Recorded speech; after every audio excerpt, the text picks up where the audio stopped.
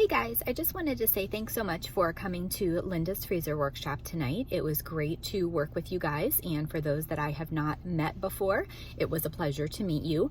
My apologies, at the end of the freezer workshop, I had meant to give you guys some information about how to freeze your meals and some little helpful tricks and tips, and hopefully you will see this email and watch the video before it's too late.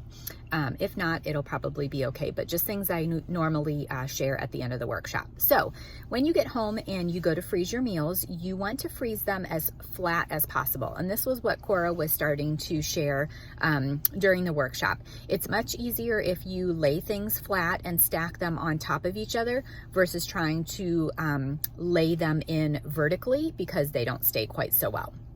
So stack them on top of one another as best you can, as flat as possible. You do want to make sure that things are double bagged so that you don't have any leaks or holes, so that things don't ooze out as they're thawing.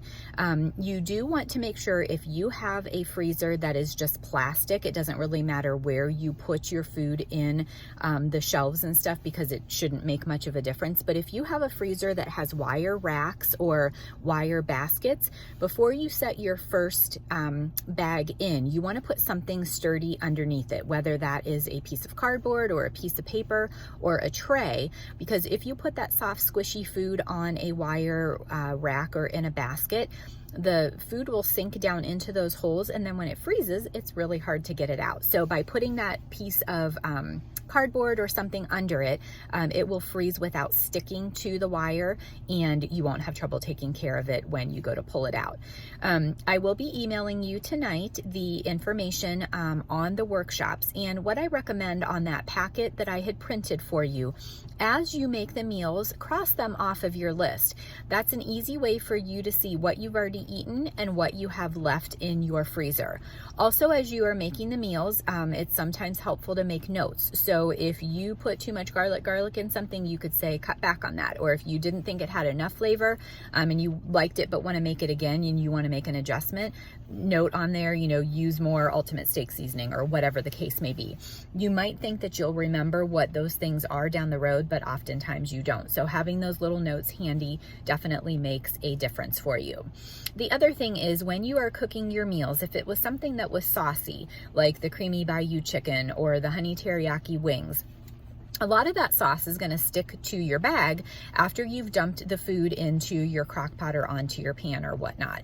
So what I like to do is I like to just take a pair of scissors and I cut the seam of the freezer bag.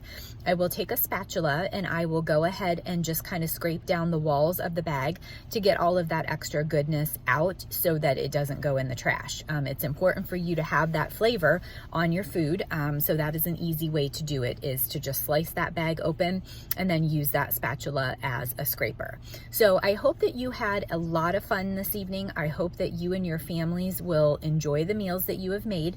I do definitely welcome your feedback. As we noted at the beginning of the workshop tonight, when the girls were giving me feedback from the previous menu that they had done, if I don't hear back from my clients, it's hard to make adjustments on things. So if I find, that you have something that you think is beneficial, I would love to hear your feedback on any of the meals or the menu itself. As always, I can be found via email, via text, by phone. You can find me on Facebook.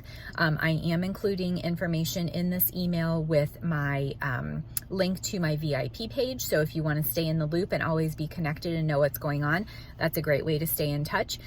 Anytime you need product, I'm fully stocked at home. I usually have most everything on hand, so I can get it to you easily, or we do ship anywhere.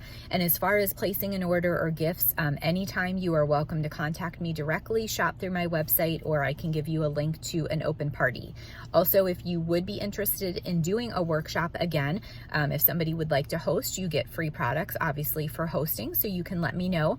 And it doesn't have to be a workshop. We do taste testing parties where at the party, instead of making the meals, we sample just a bunch of products and I go through recipes and ways that the products can be used. So there are different kinds of parties that we can do. If that's something that you would like to do so that you can earn some freebies, all you have to do is let me know. And if you do that before Linda closes her party out, she'll actually benefit and get credit for your booking. So if you have questions, just let me know. Again, it was really fun to work with you guys this evening. I hope again that you'll enjoy everything, and I will talk to you later. Bye. Thanks.